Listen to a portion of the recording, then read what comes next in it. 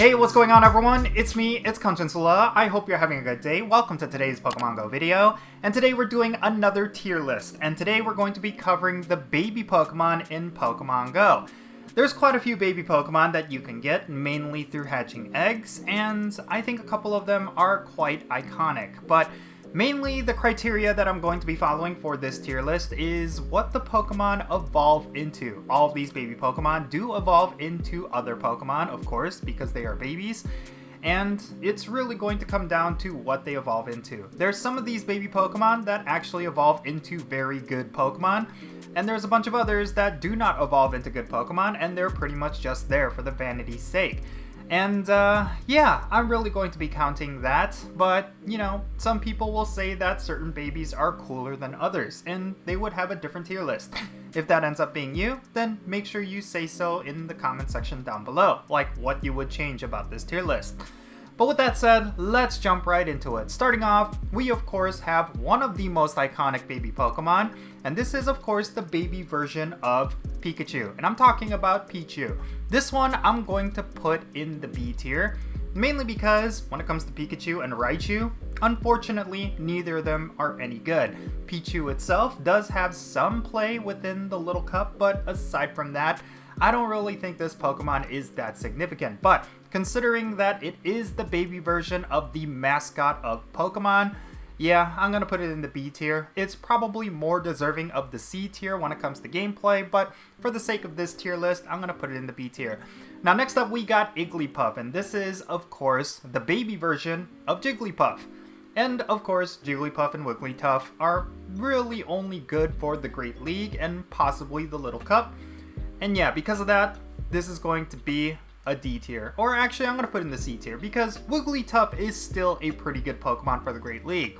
Especially if you're trying to get a good Charmer in your team, then Wigglytuff is a pretty decent option. Of course, there's always going to be better fairy types that you could use in the Great League, but Wigglytuff can hold its own. So yeah, it's going to be a C tier for this Pokemon. But next, let's move on to what is likely going to be the most iconic baby Pokemon. It's because it was the first baby Pokemon that was ever introduced in the Pokemon franchise. That is, of course, Togepi. This is going to be an S tier baby Pokemon. Why do I say that? Well, of course, Togekiss is one of the best flying types as well as one of the best fairy types. And it's really good for PvP and raid battles. So I actually think Togekiss is well deserving of being an S tier. And I think it totally makes sense considering that this Pokemon is not only extremely iconic, but also pretty relevant in terms of gameplay, at least for the Pokemon that it evolves into.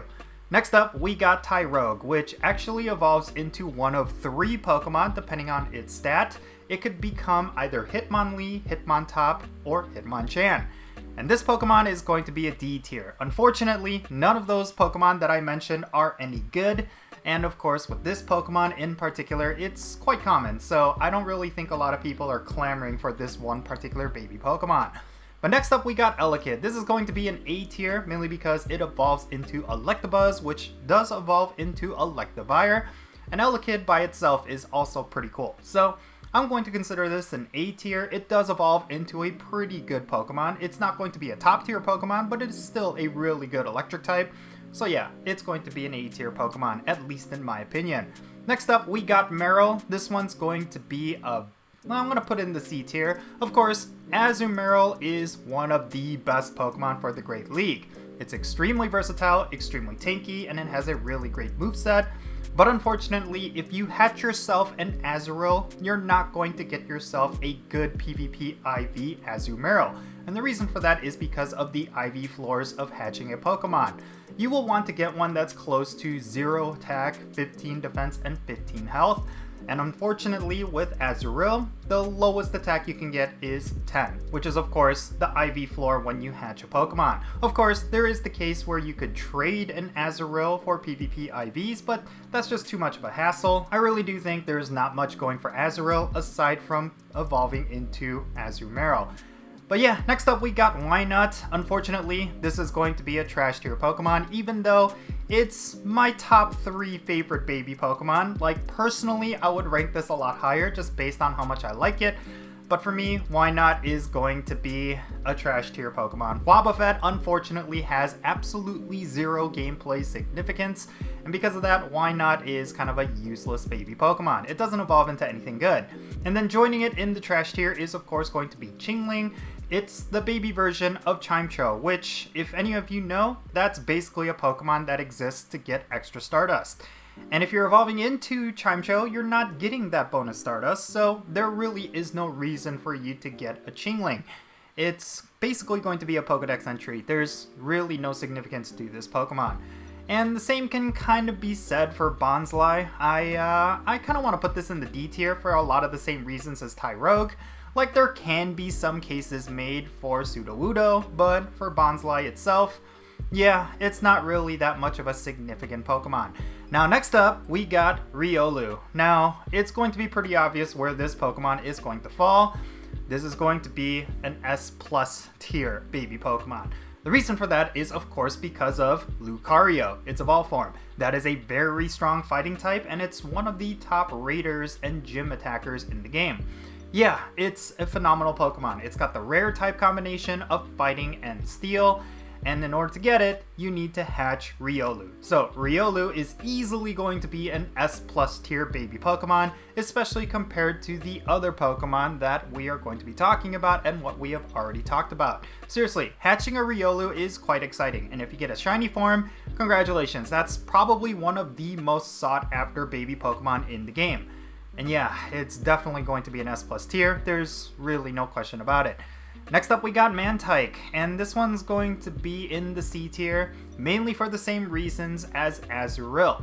It does evolve into a really good PvP Pokemon, but unfortunately, just like Azurill, the hatch IVs just do not support it being a good PvP Pokemon. So yeah, unfortunately it's going to be another C tier. It does have the potential to be a lot higher considering what it evolves into, but because of IVs, it does bump it down quite significantly. Now, next up we got Budew. I'm going to put this in the A tier, mainly because what it evolves into, eventually Roserade, that is one of the top poison types as well as one of the top grass types when it comes to raids. And those are pretty significant because when it comes to Roserade, there's very few Pokemon that's going to outclass it, and the best way for you to get a high IV for raids is of course Budew. So yeah, I would say this is somewhat significant, and it's what's going to make this baby Pokemon quite relevant. Next up we got Cleffa. I'm going to put this in the B tier. Some would say that it should belong in the C tier considering Igglybuff, Azurill, and Mantyke. And to that I actually kind of agree. I'm going to bump it down to the C tier. So for a lot of the same reasons these three Pokemon are in the C tier, they evolve into really decent PvP Pokemon. But unfortunately, because of PvP IVs being so significant, especially when it comes to the Great League, yeah, unfortunately hatching one of these baby Pokemon is not going to feel that exciting. Next up, we got Happiny. Now, I'm going to put this in the B tier because it evolves into Chansey, which of course is one of the best gym defenders in the game, and I totally understand that that's kind of niche, but Happiny does have some pretty decent IVs when you hatch it, and that's a great way for you to get high IV gym defenders, namely Chansey and Blissey. So hatching a Happiny is always quite exciting. Considering that you do get a sizable amount of candy when you hatch these Pokemon, it's a great way for you to farm up some candies for both Chansey and Blissey so that you could power them up to defend those gyms.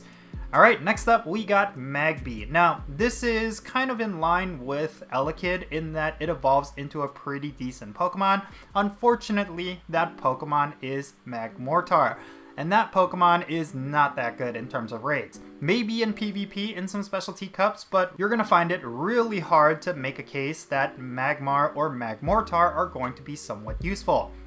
So unfortunately, I'm going to put this in the D tier. I know some people out there do like Magby, but yeah, I really can't find any gameplay significance behind it or any of its evolutions. Maybe for the Little Cup or some sort of specialty cup with a hard combat points limit, but yeah, it's going to be a D tier baby Pokemon based on the criteria that I'm following for the rest of these. Now, Mime Jr. is also going to be a trash tier. The reason why I say that is because it evolves into Mr. Mime, and Mr. Mime is basically just a collector's item. Actually, because of that one factor, maybe I'll bump it up to the D tier because it is kind of exciting to hatch a Mime Jr., especially if you're not in the region where you can get it. It's the only regional baby Pokemon on this list, and because of that, yeah, it's going to be exciting to hatch it, but aside from that, it being a Pokedex entry, it's going to be useless, and none of its evolved forms, actually its only evolved form, is also going to be pretty useless. So yeah, that's just basically how it is. Next up we got Munchlax, and I'm going to put it in the B tier because it does fall in line for the same reasons as Happiny. It evolves into a really decent gym defender.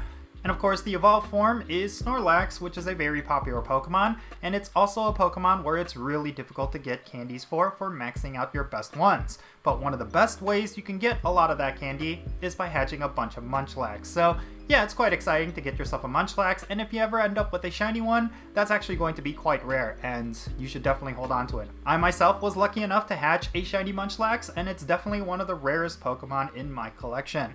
And then finally, rounding this out, we of course have Smoochum, and Smoochum is going to be a D tier baby Pokemon.